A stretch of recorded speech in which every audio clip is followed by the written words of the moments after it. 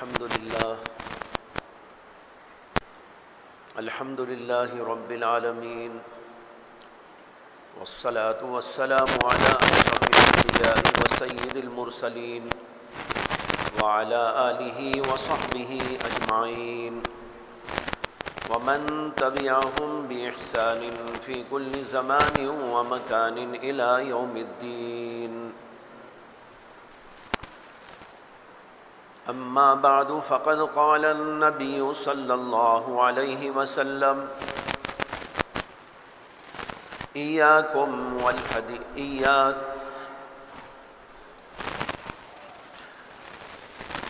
قال النبي صلى الله عليه وسلم: إياكم والظن فإن الظن أكذب الحديث، ولا تجسسوا ولا تحسسوا ولا تحاسدوا ولا تباغضوا ولا تدابروا وكونوا عباد الله إخوانا، أو كما قال صلی اللہ علیہ وسلم.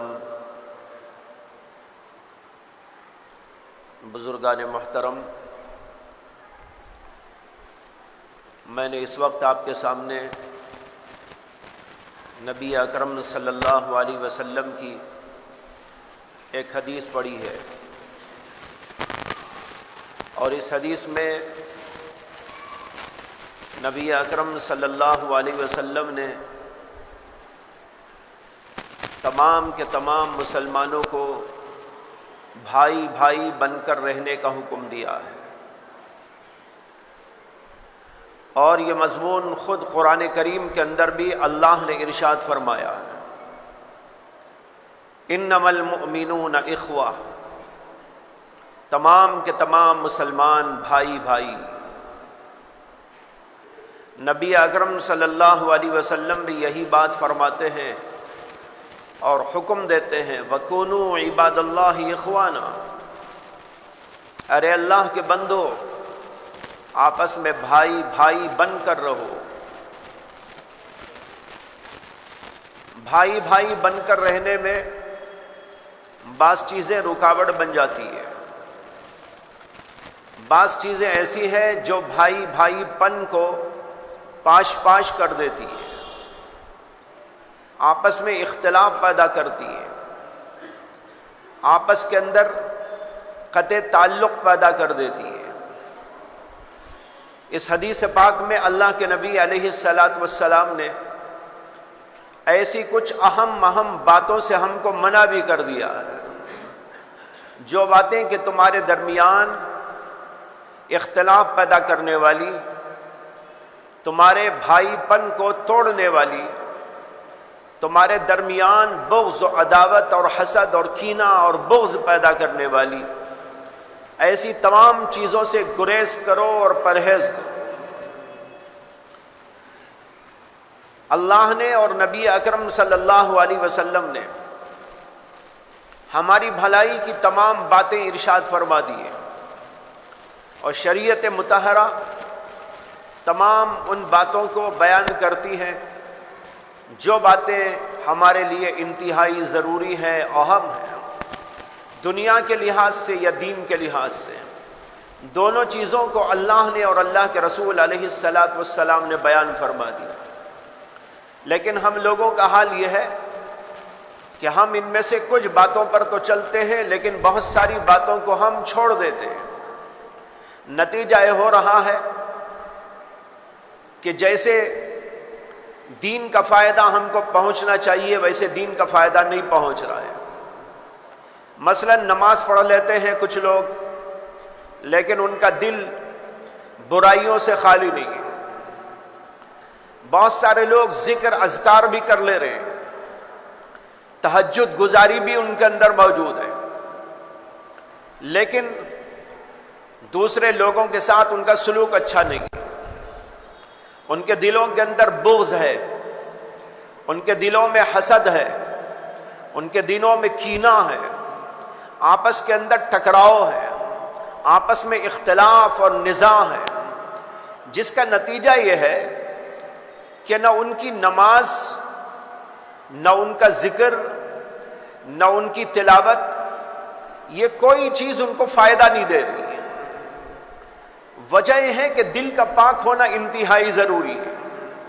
اگر دل پاک نہیں ہے تو پھر انسان ظاہری اعمال بہت سے کر لے لیکن اس کا فائدہ اس کو نہیں پہنچ سکتا۔ اسی لیے اسلام نے دو چیزوں پر بہت زیادہ زور دیا ہے، اور وہ دونوں باتیں دل کے بارے میں ہیں کہ دل کو پاک کرو، دل کو صاف کرو، دل کے اندر کے گناہوں کو دھو ڈالو، دل کے اندر نہ حسد ہو، نہ کینہ ہو، نہ بغض ہو، نہ عداوت ہو، اور نہ کبر ہو، نہ تکبر ہو۔ اور اسی کے ساتھ دوسری بات یہ ہے کہ اپنے دل کو نیکیوں سے آراستہ کرو، اس میں ہمدردی ہو، اس کے اندر غمخواری ہو، اس کے اندر محبت ہو، اس کے اندر دوسروں کے ساتھ نیک جذبہ موجود ہو، اور اللہ کی اطاعت کا جذبہ ہو، اللہ سے محبت ہو، بندوں سے بھی محبت ہو، پیار ہو۔ یہ ساری چیزیں اسلام نے ہم کو سکھائی، اور نہ صرف اللہ کے نبی علیہ الصلاۃ والسلام نے زبانی طور پر کہہ دیا، بلکہ آپ نے اپنے عمل سے اور کردار سے اور اپنی سیرت سے ایک نقشہ واضح کر کے دکھا دیا کہ ایک انسان کس طرح پاکیزہ زندگی کرتا ہے۔ یہ اللہ کے نبی صلی اللہ علیہ وسلم کی سیرت کے اندر موجود ہے۔ لیکن عام طور پر اب صورتحال یہ ہے کہ بہت سے تو وہ لوگ ہیں جو نہ نماز، نہ روزہ، نہ ذکر، نہ تسبیح، نہ دین، نہ دنیا، سب سے دور ہو گئے۔ ایک طبقہ وہ ہے جو کچھ نیکیاں تو کرتا ہے، نماز پڑھ لیتا ہے، ذکر بھی کر لیتا ہے، تسبیحات پڑھ لیتا ہے، تہجد بھی پڑھ لیتا ہے، لیکن اس کے باوجود دل کی پاکی کا، صفائی کا وہ اہتمام نہیں کرتا جو ہونا چاہیے، حالانکہ اس کی بڑی تاکید موجود ہے۔ ایک حدیث میں آتا ہے کہ نبی اکرم صلی اللہ علیہ وسلم نے فرمایا، الا ان فی الجسد لمضغہ اذا صلحت صلح الجسد کلہ واذا فسدت فسد الجسد کلہ الا وہی القلب۔ آپ نے کہا کہ کان کھول کر سن لو کہ جسم کے اندر ایک لوتھڑا ہے، جب وہ ٹھیک ٹھاک رہتا ہے، جب وہ درست اور سالم اور صحیح رہتا ہے تو جسم کا پورا نظام صحیح رہتا ہے، آنکھ ٹھیک رہے گی، زبان ٹھیک رہے گی، کان ٹھیک رہیں گے، ہاتھ پیر ٹھیک رہیں گے۔ وَإِذَا فَسَدَتْ فَسَدَ الْجَسَدُ كُلُّهُ، اور جو لوتھڑا خراب ہو جائے، وہ ایک لوتھڑا، تو فرمایا کہ جسم کا پورا نظام خراب ہو جاتا ہے۔ پھر آنکھ بھی غلط دیکھتی ہے، زبان بھی غلط بولتی ہے، کان بھی غلط سنتا ہے، ہاتھ پیر سے بھی آدمی غلط کام کرنے کے لیے راضی ہو جاتا ہے بلکہ تل جاتا ہے۔ کب؟ جب وہ لوتھڑا خراب ہو جاتا ہے۔ وہ کون سا لوتھڑا؟ فرمایا الا وہی القلب، کان کھول کر سن لو، ہے دل۔ جب دل ٹھیک رہتا ہے، جسم کا پورا نظام ٹھیک رہتا ہے، جب وہ خراب ہو جاتا ہے تو جسم کا پورا نظام خراب ہو جاتا ہے، یہاں تک کہ انسان کی اس خرابی کا اثر اس کے پورے معاشرے پر پڑتا ہے، اور پھر معاشرہ خراب ہو جاتا ہے۔ اس طریقے پر دل کی برائی کا اثر بہت دور دور تک پہنچتا ہے۔ بتانا یہ ہے کہ دل کو صاف پاک رکھنا بہت ضروری ہے۔ اس کے لیے بہت ساری تعلیمات ہیں۔ ان تعلیمات میں سے ایک حدیث میں نے اس وقت آپ کے سامنے پڑھی ہے، تھوڑی سی اس کی تشریح کروں گا جس سے اندازہ ہوگا کہ اللہ کے نبی علیہ الصلاۃ والسلام نے کتنی اہم باتوں پر ہم کو تنبیہ کر دی ہے، اور یہ وہ امور ہے کہ جب آدمی ان چیزوں کو اپناتا ہے تو تمام مسلمان بھائی بھائی بن کر رہتے ہیں، اور جب ان کے اندر خلل پڑ جاتا ہے تو پھر سگے بھائی بھی بھائی نہیں رہتے، سگی بہنیں بھی آپس کے اندر بہنیں نہیں رہتی، بلکہ ان کے اندر بھی کڑاف پیدا ہو جاتا ہے، ان کے اندر بھی اختلاف پیدا ہو جاتا ہے، اور وہ دوری کا شکار ہو جاتے ہیں۔ اور جب یہ امور ہم تھام لیتے ہیں تو تمام مسلمان دور دور کے بھی ہوں، وہ سب کے سب بھائی بھائی بن کر رہتے ہیں۔ یہ ہے اس اللہ کے نبی علیہ الصلاۃ والسلام کی حدیث کا منشا اور مطلب اور مقصد۔ کیا حدیث ہے؟ اللہ کے نبی علیہ الصلاۃ والسلام فرماتے ہیں ایاکم والظن فإن الظن اکذب الحدیث، فرمایا کہ تم لوگ بدگمانی سے بچے رہنا، بدگمانی سے دور رہنا، کیونکہ بدگمانی بہت ہی بڑا جھوٹ ہے، بہت بڑی جھوٹی بات ہے۔ یہ پہلا جملہ ہے جو اللہ کے نبی علیہ الصلاۃ والسلام نے اس حدیث پاک کے اندر ارشاد فرمایا۔ کیا؟ بدگمانی سے بچو۔ بدگمانی بڑی بری بلا ہے۔ بدگمانی کیا ہے؟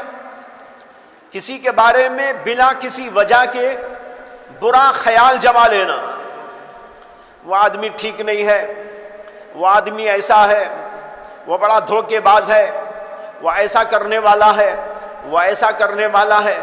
ہمارے پاس دلیل کچھ نہیں ہے۔ بے دلیل کسی کے بارے میں برا خیال جما لینے کا نام ہے بدگمانی۔ جب ہمارے پاس کوئی دلیل نہیں ہے، بس کسی وجہ سے خواہ مخواہی آدمی کے بارے میں یہ خیال جما لینا کہ وہ برا ہے، وہ ایسا ہے اور ایسا ہے، اسلام کے اندر اس کی اجازت نہیں ہے۔ اور خود قرآن کریم کے اندر بھی اللہ نے اس سے منع کیا اور فرمایا کہ جو ہے برا گمان کسی کے بارے میں نہ کرو۔ یہ برا گمان کسی کے بارے میں کرنا، فرمایا فَإِنَّ الظَّنَّ أَكْذَبُ الْحَدِيثِ، یہ بہت ہی بڑا جھوٹ ہے۔ اس کو اللہ کے نبی علیہ الصلاۃ والسلام نے بڑا جھوٹ قرار دیا ہے۔ اکذب الحدیث، اکذب کے معنی ہے بڑا جھوٹ۔ یہ چھوٹا جھوٹ نہیں ہے، بڑا جھوٹ ہے۔ جب آدمی کے پاس کوئی دلیل نہیں، بے دلیل کسی کے بارے میں یہ سمجھتا ہے، گمان جماتا ہے، دل کے اندر خیال کرتا ہے وہ ایسا اور ایسا، اور پھر اتنا ہی نہیں، جب آدمی بدگمانی میں مبتلا ہوتا ہے تو بد زبانی میں بھی مبتلا ہو جاتا ہے، یعنی پھر وہ دوسروں کو بولنے لگتا ہے وہ آدمی ایسا ہے، وہ آدمی ایسا ہے، وہ یوں ہے اور یوں ہے، یوں کرنے والا ہے۔ اب اس کی برائی اس کی زبان پہ آتی ہے۔ آج کا دور اس بارے میں بہت زیادہ آگے بڑھا ہوا ہے۔ بہت زیادہ لوگ ایک دوسرے سے بدظن ہو جاتے ہیں، بنا کسی وجہ کے بدظن ہو جاتے ہیں، یا کوئی بات ان کے سامنے آتی ہے تو اسے صحیح نہ سمجھنے کی وجہ سے بھی جو ہے بدگمانی میں مبتلا ہو جاتے ہیں۔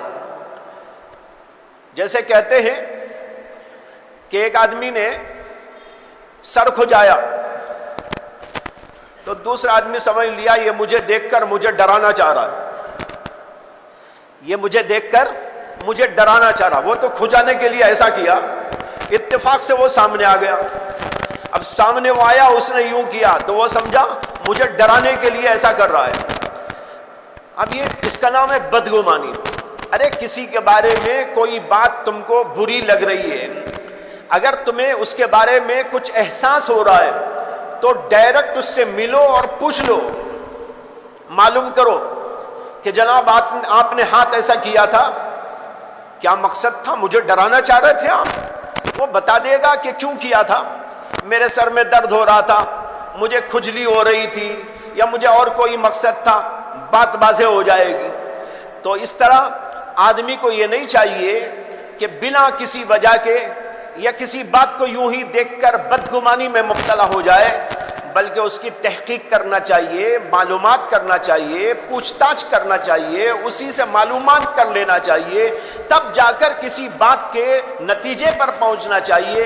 بنا کسی وجہ کے اس طرح کرنے کو اللہ کے نبی علیہ السلام نے فرمایا فَإِنَّ الظَّنَّ أَكْذَبُ الْحَدِيثِ، یہ بڑا بدترین جھوٹ ہے کہ آدمی بنا کسی وجہ کے کسی کے بارے میں بدگمانی میں مبتلا ہو جائے۔ اس کے بعد دوسرا جملہ فرمایا، دیکھیے یہ جو پہلی بات اللہ کے نبی نے فرمائی بدگمانی، یہ بدگمانی وہ چیز ہے جو آپس میں بھائی بھائی کو جدا کر دیتی ہے، بہنوں بہنوں کے درمیان میں جدائی پڑ جاتی ہے، رشتہ داروں میں دڑانے پڑ جاتی ہیں، دوستوں کے اندر اختلاف پیدا کر دیتی ہے. جب آدمی یہ سوچ لیتا ہے اس نے ایسا اس لیے کیا، اس نے مجھے ایسا کیا اور فلاں کو ایسا کیا، اس طرح گمان کر لینے کی وجہ سے نتیجہ ہوتا ہے کہ آپس میں دوست کٹ ہو جاتے ہیں، اختلاف بڑھ جاتا ہے. اور پھر جو اللہ کے نبی نے آخر میں فرمایا کونوا عباد اللہ اخوانا، ارے بھائیو، ارے اللہ کے بندو، بھائی بھائی بن کر رہو. یہ بھائی پن میں، بھائی بننے میں رکاوٹ پیدا کرنے والی چیز ہے. اس لیے اللہ کے نبی نے کہا ایاکم والظن فإن الظن اکذب الحدیث. اس کے بعد دوسری بات ارشاد فرمائی ولا تجسسوا ولا تحسسوا. دو لفظ ہیں، ایک ہے تجسس اور ایک ہے تحسس. ایک جیم آتا ہے، ایک میں ہاں آتا ہے. تجسس، تحسس. بعض علماء کہتے ہیں کہ دونوں کے معنی ایک ہی ہیں. یعنی تجسس کرنا، کسی کی ٹوہ میں لگ جانا، یہ کیا کر رہا ہے، کہاں جا رہا ہے، کس سے مل رہا ہے، کیا بات چیت کر رہا ہے. کسی کی ٹوہ میں لگ جانا، اس کے عیبوں کو تلاش کرنا، اس کے اندرونی حالات کو معلوم کرنے کی کوشش کرنا، یہ ہے تجسس. اور اسلام کے اندر تجسس حرام ہے، ناجائز. اور تحسس کیا ہے؟ بعض علماء کہتے ہیں کہ دونوں کا معنی ایک ہی ہے. سوال پیدا ہوتا ہے کہ جب دونوں کے معنی ایک ہیں تو دو دفعہ کیوں کہا اللہ کے رسول نے؟ کہتے ہیں یہ تاکید کے لیے فرمایا. جب کسی بات کو تاکید کے لیے کہنا چاہتے ہیں، اس میں تاکید پیدا کرنا چاہتے ہیں، تو لفظ کو دو دو بار بولتے ہیں. بیٹا دیکھو میں نے ایسا کہا نا، یاد رکھنا یاد رکھنا. اب یاد رکھنا یاد رکھنا دو دو دفعہ کیوں بول رہا ہے؟ تاکہ اچھی طرح یاد رہے. تو دو دو دفعہ ایک لفظ کو اس لیے بولتے ہیں تاکہ تاکید ہو جائے، دل میں اچھی طرح پیوست ہو جائے. اسی اللہ کے رسول نے ایک ہی معنی کے دو لفظ استعمال فرمائے اور کہا لا تجسسوا ولا تحسسوا. کسی کے عیبوں کی ٹوہ میں نہ لگو، کسی کے پیچھے نہ پڑو، کسی کے اندرونی حالات کو معلوم کرنے کے پیچھے اپنے آپ کو نہ لگاؤ. بعض علماء کہتے ہیں کہ دونوں میں ذرا فرق ہے. تجسس کے معنی تو وہی ہے، کسی کے اندرونی حالات معلوم کرنے کے لیے اس کی ٹوہ میں لگ جانا، اس کی تاک میں لگ جانا اور اس کے پیچھے پڑ جانا. اور تحسس کے معنی آتے ہیں کسی کی باتوں کو چھپ چھپ کر سننا. بعض لوگ ہوتے ہیں نا، کسی کی باتیں چھپ چھپ کر سنتے رہتے. یہ فلاں سے کیا بات کر رہا ہے، فون میں کیا بات کر رہا ہے، یہ کس سے کیا بول رہا ہے. یہ بھی حرام ہے، ناجائز ہے. اس کو اس طرح کے سماع کہتے ہیں، یعنی چوری چھپے کسی کی بات سن لینا. ایک آدمی اپنی بات کسی کو بولنا چاہتا ہے، آپ کو نہیں بولنا چاہتا، تو آپ چھپ کر اس کو سنتے ہیں، تو یہ حرام ہے، ناجائز ہے. اس کا نتیجہ بھی یہ ہوتا ہے کہ آدمی آپس میں اختلاف میں پڑ جاتے ہیں. اگر اس آدمی کو معلوم ہوگا کہ میری ٹوہ میں لگا ہے، یہ میرے عیبوں کو تلاش کر رہا ہے اور یہ میری باتوں کو چھپ چھپ کر سن رہا ہے، اور سننے کے بعد ظاہر بات ہے کہ دوسروں کو بولے گا، دوسروں میں اس کو پھیلائے گا، تو اب بتاؤ کہ دل ملیں گے یا کٹیں گے؟ دلوں میں اختلاف پیدا ہوگا یا دلوں کے اندر اتحاد پیدا ہوگا؟ آپس کے اندر پیار باقی رہے گا یا آپس کے اندر بغض و عداوت پیدا ہو جائے گی؟ اللہ کے رسول علیہ السلام نے اس سے منع کر دیا اور کہا کسی کی ٹوہ میں نہ لگو، کسی کے عیبوں کو نہ تلاشو، کسی کے اندرونی حالات کے پیچھے نہ پڑو، اسی طرح کسی کی باتوں کو چھپ چھپ کر نہ سنو. یہ باتیں انتہائی خطرناک ہیں، معاشرے کو تباہ کر دینے والی. ہو سکتا ہے کسی کے ذہن کے اندر یہ سوال پیدا ہو کہ حضرت عمر رضی اللہ عنہ کے حالات میں آتا ہے کہ حضرت عمر تجسس کرنے کے لیے نکلتے تھے، راتوں میں نکلتے تھے جب وہ امیر المومنین تھے، اور گشت کرتے تھے اور لوگوں کی باتوں کو سنتے تھے، ان کے حالات معلوم کرنے کی کوشش کرتے تھے. جیسے ایک واقعہ آتا ہے کہ حضرت عمر جا رہے تھے ایک جگہ پر، رات میں ایک گھر کے اندر سے آوازیں آ رہی تھی. حضرت عمر کھڑے ہو گئے, سننے لگے کیا آواز آ رہی ہے. ماں بول رہی ہے بیٹی سے کہ بیٹی دودھ میں پانی ملا کے بیچو, اور بیٹی بول رہی ہے کہ نہیں امی جان میں تو دودھ میں پانی نہیں ملاؤں گی. ماں پوچھتی ہے کہ کیوں؟ وہ بیٹی کہتی ہے اس لیے کہ امیر المومنین نے حکم دیا ہے کہ پانی میں دودھ میں پانی نہ ملاؤ. ماں کہتی ہے کہ امیر المومنین یہاں کہاں ہیں, ان کو کیا پتا چلے گا, وہ کہاں دیکھ رہے ہیں, ملا دو تم. بیٹی کہتی ہے کہ امی جان امیر المومنین تو نہیں دیکھ رہے, لیکن امیر المومنین کا خدا تو دیکھ رہا ہے. یہ گفتگو حضرت امیر المومنین عمر بن خطاب نے گھر کے باہر دروازے پہ کھڑے ہو کے سن لیا. اور پھر دوسرا دن ہوا تو اپنے پولیس والوں کو بھیجا کہ جاؤ فلاں گھر کے اندر سے ایک ماں بیٹی ہے ان کو لے کر آؤ. ان دونوں کو لا کے امیر المومنین کے دربار میں پیش کیا گیا. امیر المومنین نے کہا کہ رات میں تمہارے گھر میں کیا آوازیں آ رہی تھی, کیا بات چیت ہو رہی تھی. اب انہوں نے ساری بات جو تھی وہ بتا دی. امیر المومنین نے ماں سے کہا کہ تم نے ایسی غلط بات کیوں کی. بہرحال اس نے معافی مانگ لی, اور حضرت امیر المومنین نے اس کی بیٹی کو شاباشی دی اور کہا تمہارے دل میں اللہ کا ڈر ہے, تمہارے دل میں اللہ کا خوف ہے, اس کو پالتے رہنا, اس کو برقرار رکھنا. اس کے بعد ان کو بھیج دیا. بھیجنے کے بعد اپنے بیٹے کے واسطے رشتہ دے کر, رشتے کے واسطے اسی بیٹی کے پاس میں بھیجا, ماں کے پاس, جاؤ میرے بیٹے کے لیے اس بیٹی کا رشتہ لے کر آؤ. چنانچہ حضرت امیر المومنین کے بیٹے سے اس لڑکی کی شادی کی گئی. بہرحال میں بتانا یہ چاہ رہا ہوں, ہو سکتا ہے کسی کے ذہن میں سوال پیدا ہو کہ حضرت امیر المومنین گشت لگاتے تھے اور لوگوں کی باتیں چھپ چھپ کر سنتے تھے اور ان کے اندرونی حالات کو معلوم کرنے کی کوشش کرتے تھے, یہ تو حرام ہے, ناجائز ہے, اور پھر انہوں نے کیسے کر دیا. اس کا جواب یہ ہے کہ یہ عام لوگوں کے لیے منع ہے, امیر المومنین کے لیے منع نہیں ہے.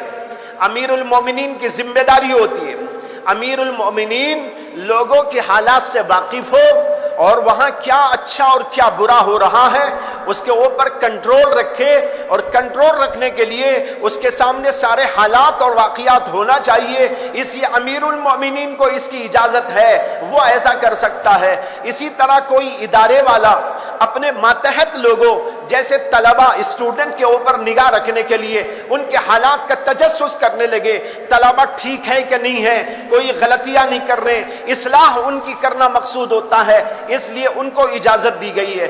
لیکن عام لوگ جو کرتے ہیں وہ اصلاح کے لیے نہیں کرتے بلکہ اس لیے کرتے ہیں کہ لوگوں کے حالات معلوم کریں اور دوسروں میں ان کو بدنام کریں. یہ ناجائز ہے. تو امیر المومنین یا کوئی ذمہ دار کسی ادارے کا تجسس کرتا ہے, تحسس کرتا ہے تو وہ اصلاح کے لیے کرتا ہے. کسی طالب علم کے بارے میں, کسی اسٹوڈنٹ کے بارے میں اس کی برائی اگر معلوم ہوگی تو محتمم اصلاح کرے گا, ذمہ دار اصلاح کرے گا, اس کے اندر کی خامیوں کو دور کرے گا. امیر المومنین اصلاح کریں گے, جیسے کہ ابھی اصلاح کر دی انہوں نے بلا کر. یہ کام امیر المومنین کا اور ذمہ داروں کا ہوتا ہے. لیکن جو عام لوگ ہوتے ہیں ان کو اس کی اجازت نہیں. یہیں پر ایک بات اور عرض کر دوں کہ باپ کو بھی اپنے بچوں کا تجسس کرنے کی اجازت ہے. باپ اپنے بچوں کا تجسس کرے اور کرنا چاہیے. آج یہ تجسس نہیں کر رہے, بچوں کو چھوڑ دیا ہے, موبائل فون دے کر چھوڑ دیا. بچے کیا دیکھ رہے ہیں, کیا کر رہے ہیں, کیا کانٹیکٹ کر رہے ہیں, کہاں سے کہاں تک ان کی پہنچ ہو رہی ہے, اور کیا وہ باہر جا کر اندر جا کر رہے ہیں, کس سے مل رہے ہیں, کس سے نہیں مل رہے ہیں. یہ بچوں کے بارے میں ماں باپ کو معلوم ہونا چاہیے تاکہ وہ ان کے اوپر کنٹرول کر سکے اور ان کی اصلاح کرے. باپ کو ظاہر بات ہے بچوں کا درد ہوگا, محبت ہوگی, پیار ہوگا, اس لیے وہ ان کی اصلاح کرے گا, اس کے لیے اجازت ہے. لیکن کوئی اور آدمی کسی کے پیچھے پڑ جائے گا، کیوں پڑے گا؟ وہ تو اصلاح نہیں کرے گا بلکہ ان کو بدنام کرنے کے لیے کرے گا، ان کے عیبوں کو ادھر ادھر اچھالنے کے لیے کرے گا۔ اس لیے اللہ کے نبی نے کہا لا تجسسوا ولا تحسسوا، اور آگے فرمایا ولا تحاسدوا ولا تباغضوا ولا تدابروا۔ تین باتیں، آپس میں حسد نہ رکھو، یہ بھی تمہارے درمیان اختلاف پیدا کرتا ہے، یہ بھی تمہارے درمیان بعد اور دوری پیدا کرتا ہے۔ ولا تباغضوا، اور بغض بھی نہ رکھو، بھائی بھائی میں بغض آ جائے، رشتہ داروں میں بغض آ جائے، کینہ آ جائے۔ بغض کہتے ہیں کینہ رکھنا، یعنی دل کے اندر کسی کی برائی کو پالنا، یہ حرام ہے، ناجائز۔ اللہ کے نبی کہتے ہیں نہ حسد کرو نہ بغض رکھو، ولا تدابرو، اور آپس میں قطع تعلق نہ کرو۔ جب آدمی حسد رکھے گا تو قطع تعلق ہو جائے گا، تحسس و تجسس کرے گا تو قطع تعلق ہو جائے گا، اسی طرح بدگمانی کرے گا تو قطع تعلق ہو جائے گا۔ اسی آخر میں فرمایا ولا تدابرو، قطع تعلق نہ کرو۔ بعض علماء نے تدابرو کا ترجمہ کیا ہے ولا تجادلو، آپس میں لڑائیاں نہ کرو۔ جب آدمی بغض میں مبتلا ہوگا، حسد میں مبتلا ہوگا یا اور اس طرح کی برائیوں میں مبتلا ہوگا، نتیجہ یہ ہوگا کہ اس کے دل کے اندر ایک دوسرے سے عداوت اور بغض پیدا ہو کر لڑائیوں جھگڑوں تک نوبت پہنچ جائے گی۔ اسلام کے اندر لڑائی کرنا ناجائز، اور قرآن کریم کے اندر اللہ نے فرمایا ہے کہ یہ تم آپس میں بھائی بھائیو، اگر کسی کے درمیان میں کوئی اختلاف پیدا ہو جائے تو دونوں کے درمیان میں صلح صفائی کرا دو۔ اور ایک حدیث میں آتا ہے کہ اللہ کے نبی علیہ الصلوۃ والسلام نے ارشاد فرمایا اذا التقى المسلمان بسيفيهما فالقاتل والمقتول في النار، جب دو مسلمان آپس میں لڑنے کے لیے تلواریں لے کے نکلتے، یہ تلوار تو مثال ہے، لڑنے کے لیے تلوار استعمال ہوتی تھی، اگر تلوار نہ بھی ہو تو بھی لڑائی ہو سکتی ہے، مار کے یوں ہی ختم کر ڈالے، یوں ہی مار توڑ ہو جائے، یا کوئی ڈنڈے سے مارے، کوئی کھمبی سے مارے، کوئی پتھر سے مارے، تو سب سے ہو سکتا ہے۔ تلوار کی مثال ہے یہاں پر، تو فرمایا اذا التقى المسلمان بسيفيهما، جب مسلمان ایک دوسرے سے لڑائی کرنے کے لیے دو مسلمان آپس میں ٹکراتے ہیں، فالقاتل والمقتول في النار، تو مارنے والا مرنے والا دونوں جہنم میں جائے گا۔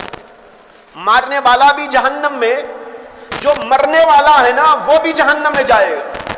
حضرات صحابہ کو اس کے اوپر بڑا تعجب ہوا، انہوں نے کہا مارنے والے کے بارے میں تو سمجھ میں آتا ہے، مارنے والا تو ظالم ہے، ایک آدمی کو قتل کر ڈالا، مار ڈالا، اس کا جہنم میں جانا تو سمجھ میں آتا ہے، لیکن جو بیچارہ مر گیا وہ تو مظلوم ہے، وہ جہنم میں کیوں جائے گا؟ حضرات صحابہ نے عرض کیا کہ یا رسول اللہ ھذا القاتل فما بال المقتول، یہ قتل کرنے والا تو ٹھیک ہے سمجھ میں آ رہا ہے کہ جہنم میں جائے گا، لیکن یہ جو مرنے والا بیچارہ ہے اس کا کیا قصور ہے؟ اللہ کے نبی نے فرمایا انہ کان حریص علی قتل اخیہ، یہ اس لیے جہنم میں جائے گا کہ لڑنا تو دونوں چاہ رہے تھے نا، یہ اسے مارنا چاہ رہا تھا، وہ اس کو مارنا چاہ رہا تھا، اتفاق سے اس نے اس کو مار دیا، اگر اسے موقع ملتا تو یہ بھی تو اس کو مار دیتا، تو اس کے دل میں بھی تھا مجھے اسے مارنا ہے، اس کے دل میں بھی تھا مجھے اسے مارنا ہے، اب ایک نہ ایک کوئی آگے بڑھ گیا اور مار دیا، لیکن دوسرے کو موقع ملتا تو وہ بھی تو قتل کرتا، اس لیے دونوں کے دلوں میں بغض تھا، دونوں کے دلوں میں عداوت تھی، دونوں کے دلوں کے اندر نفرت تھی، دونوں کے دلوں میں کدورت تھی، ایک دوسرے کو مارنا چاہتے تھے۔ اللہ کے نبی کہتے اس لیے وہ بھی جہنم میں اور یہ بھی جہنم میں جائے گا۔ کتنی سخت وعید ہے، لڑائی بہت ہی بدترین چیز ہے۔ امام بخاری رحمت اللہ علیہ نے بخاری شریف کے اندر ایک تو یہ حدیث ایک جگہ پر پیش کی، اور اس کے بعد لڑائی اور جھگڑے کی مذمت بیان کرنے کے لیے ایک اور حدیث بیان کی کہ ایک دفعہ اللہ کے نبی علیہ السلام کو بتایا گیا لیلۃ القدر کب آنے والی ہے. اللہ کے نبی خوش ہو گئے. لیلۃ القدر کو بتانے کے لیے آپ باہر نکلے, مسجد کی طرف آئے تو مسجد میں دو آدمیوں کو دیکھا جھگڑ رہے ہیں. ایک آدمی نے ایک آدمی کا قرض لے لیا تھا, وہ دیتا نہیں تھا. دونوں کے اندر ٹکراؤ ہوا, دونوں آپس میں ایک دوسرے کو برا بھلا کہنے لگے, وہ اس کو اور وہ اس کو. مسجد میں آوازیں بلند ہو گئی. یہ جھگڑا دیکھا. اللہ کے نبی کہتے ہیں میں تو تم کو لیلۃ القدر کی بات بتانے کے لیے آیا تھا, لیکن ان دو آدمیوں کے جھگڑے کی وجہ سے میرے دل سے اللہ نے اس کو نکال ڈالا. دیکھو کتنی بڑی چیز سے محرومی ہو گئی. اس لیے یہ لڑائیاں جھگڑے آپس کے اندر یہ بہت ہی غلط اور انتہائی ناروا قسم کی چیز ہے. اللہ کے نبی نے اس کو منع کیا اور اخیر میں فرمایا وَكُونُوا عِبَادَ اللَّهِ إِخْوَانًا, ارے اللہ کے بندو بھائی بھائی بن کر رہو. آج کا سبق ہے حدیث پاک کا, تشریح کے ساتھ آپ کے سامنے عرض کیا گیا. دلوں سے نفرتوں کو نکالیے, بغض کو نکالیے, کینے کو نکالیے, محبت پیدا کیجئے, آپس میں بھائی چارہ پیدا کیجئے. اس طرح ایک دوسرے کو دل سے لگائیے, معاف کر دیجئے اگر کسی نے کچھ کیا ہو. معافی, تلافی اور صفائی اللہ کو بہت پسند ہے. اس طریقے پر ایک دوسرے کے ساتھ پیار محبت سے رکھنے کا سبق اللہ کے نبی علیہ السلام نے ہم کو سکھایا. اللہ مجھے بھی آپ کو بھی توفیق عطا فرمائے. وآخر دعوانا ان الحمد للہ رب العالمین.